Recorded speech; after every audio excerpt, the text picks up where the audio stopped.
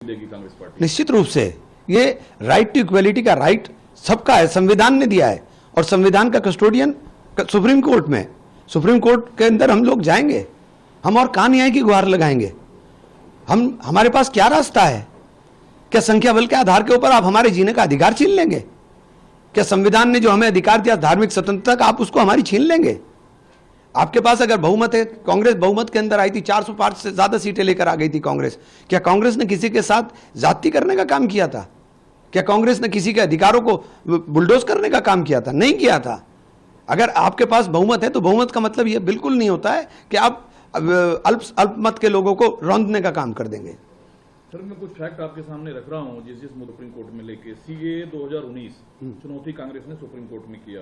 RTI अधिनियम 2005 में 2019 के संशोधन को चुनौती देने के लिए सुप्रीम कोर्ट गई कांग्रेस। 2024 में चुनाव संचालन के नियम को लेकर सुप्रीम कोर्ट में चैलेंज की कांग्रेस। 1991 पूजा अधिनियम एक्ट को सुप्रीम कोर्ट में चैलेंज की है कांग्रेस। अब एक नए मुद्दे को लेकर सुप्रीम कोर्ट जा रही है कांग्रेस। क्या रास्ता है आप बताइए? रास्ता क्या है? ये तो राइट टू इक्वलिटी है, ये तो संविधान की मूल भावना है। आप संविधान बदलने की बार बार बात करते थे, तो आप संविधान पूरा बदलने की आपके पास ताकत नहीं रही, तो आप संविधान को पार्शियली डैमेज करने का काम कर रहे हैं। ये तो संविधान की मूल भावना है। राइट टू इक्वलिटी हमें कॉन्स्टिट्यूशन ने दिया है। कल लेट नाइट तक कांग्रेस के सदस्य सदन में बिल किया, वोट किया, लेकिन कांग्रेस कह रही है कि 6 बजे के बाद जो ये बिल पास किया गया है ये संवैधानिक नहीं है, इसे हम चुनौती भी देंगे और आने वाले वक्त में जब कांग्रेस की सरकार आएगी तो बिल को लेकर फिर कांग्रेस सोचेगी। क्या ये असंवैधानिक तरीके से पास किया गया? देखिए, ये तो एक प्रक्रिया है। आप जो खराब कर रहे हो उसको ठीक करेंगे। बहुत सारी चीजें आपने खराब की हैं। नहीं, इसको खुलकर कहिए। बहुत सारी चीजें खराब की। मतलब क्या बिल को फिर आप लोग संशोधित करेंगे? हाँ, बिल्कुल करेंगे, बिल्कुल करेंगे। मैं खोल के कह रहा हूं कि क्यों नहीं करेंगे हम लोग। राइट टू इक्वलिटी को मेंटेन करना जिम्मेदारी है और ये प्रत्येक नागरिक, प्रत्येक सरकार की जिम्मेदारी है कि वह देश के हर नागरिक के अधिकारों का संरक्षण करे। आप हमारे ऊपर बुलडोजर चला करके हमारे जीने का अधिकार या हमारी धार्मिक स्वतंत्रता कैसे छीन सकते हैं? बट सरकार तो होती है वेलफेयर के लिए। सरकार कह रही है कि हम तो, आप बताइए, आप वेलफेयर क्या कर रहे हैं? आपने जो हमारे इंस्टीट्यूशन थे उन्हें बर्बाद करना चाहते हो। मदरसे में कौन पढ़ता है? गरीब बच्चे पढ़ते हैं, आप उनके ऊपर ताले लगा रहे हो।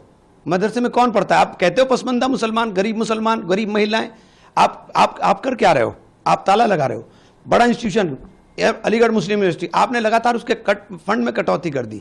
वो रिसर्च का एक बहुत बड़ा इंस्टीट्यूशन था, आप उसे बर्बादी के कगार पर ले जा रहे हो। आप सिर्फ उसको इसलिए बर्बाद कर रहे हो कि उसके सामने मुस्लिम लिखा हुआ है। अरे ये कौन सा, मुझे बताइए, जो मुस्लिम बच्चे हैं या जो बच्चे जिसको छात्रवृत्ति की जरूरत है, जिसको स्कॉलरशिप की जरूरत है, वो किसी अमीर बाप का बच्चा नहीं होता, वो गरीब होता है, वो पसमंदा ही होता है, वो पिछड़ा हुआ ही होता है। आपने छात्रवृत्ति देना बंद कर दिया।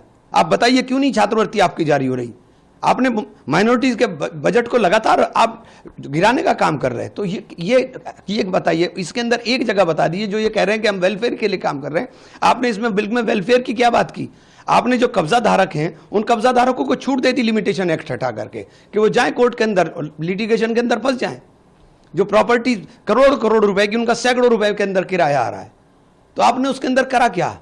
आपने करा क्या? आपकी तो नजर बड़ी बड़ी प्रॉपर्टीज के ऊपर है सिर्फ, कि बड़ी बड़ी प्रॉपर्टीज को किस तरह से हम लोग खुद दूर कर सकते हैं। नहीं, जो कुछ आपके 1992 जो बाबरी विध्वंस हुआ था उसके बाद से ये दूसरा ऐसा काला दिन है जब मुसलमानों के अधिकारों का हनन किया गया है। बाबरी मस्जिद सिर्फ एक मस्जिद थी, ये पूरे हिंदुस्तान की दरगाह, खानका, इमामबाड़ा, कब्रिस्तान, ईदगाह, ये सबके ऊपर हमला है।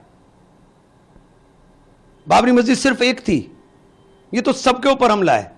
और मैंने बार बार कहा था कि इससे बड़ा हमला कोई सा नहीं हो सकता है। और ये सीधे सीधे हमारे अधिकारों को कुचलने के काम किया, सीधे सीधे राइट टू इक्वलिटी को चैलेंज करने का काम किया गया। राइट टू इक्वलिटी का राइट हमें संविधान ने दिया, कॉन्स्टिट्यूशन ने दिया, कॉन्स्टिट्यूशन को रौंद दिया। लोकसभा में जब बिल पास हो रहा था तो सभी लोग चुप रहे। लोकसभा में बिल पास होने के बाद कल की जो घटना है, जेडीयू से 2 वरिष्ठ नेता ने मुस्लिम समुदाय से आते हैं, इसका क्या असर होगा? कोई भी जेडीयू, जितने भी दलों ने इसके अंदर वोट किया है, वो मुस्लिम वोट के हकदार नहीं है। और मुसलमान को वोट देने से पहले 50 बार सोचना पड़ेगा कि ये लोग वोट किस उसके ऊपर हम इनको दे सकते हैं। तो आप डरा रहे हैं मुसलमान? नहीं, डरा नहीं रहा हूं। आपकी बराबरी का दर्जा छीन लिया, आप वोट दोगे ऐसे लोगों को?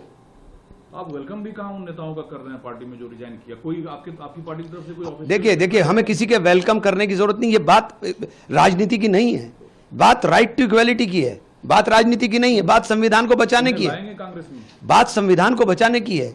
सब कांग्रेस तो हमेशा चाहती है कि सबका साथ सबकी बात होनी चाहिए। कांग्रेस ने तो 400 पार होने के बाद भी वो काम नहीं किया जो इन्होंने शोर मचाया था। कांग्रेस तो 400 पार हो चुकी है, तो आएंगे, उन्होंने कभी नहीं किया। वेलकम करेंगे आप?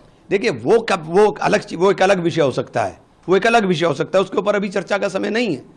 लेकिन जब कांग्रेस 400 पार गई थी तो कांग्रेस ने कभी नहीं सोचा था कि संविधान के ऊपर चोट कर सकते हैं हम, नहीं। बाबा साहब का बना हुआ संविधान हमें अधिकार दे रहा था। बाबा साहब के बनाए हुए संविधान ने देश के अंदर रहने वाले प्रत्येक नागरिक के अधिकारों का संरक्षण किया। आप उसको रौंदना चाहते हो।